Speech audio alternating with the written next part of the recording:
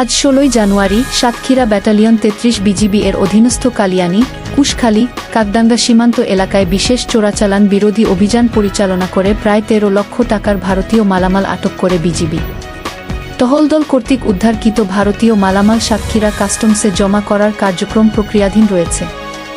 এছাড়াও মাদকদ্রব্যসমূহ সাতক্ষীরা মাদকদ্রব্য নিয়ন্ত্রণ অধিদপ্তরের সাধারণ ডায়েরি করার পরবর্তীতে জনসম্মুখে ধ্বংস করার জন্য স্টোরে জমা করা হয়েছে। বিজিবির পক্ষ হতে জানানো হয়েছে তাদের এই কাজের ধারাবাহিকতা পূর্বেও চলমান ছিল এবং আগামীতেও থাকবে। ডেস্ক রিপোর্ট লাবনী জাহান, নিউজ 24 টিভি, সাতক্ষীরা।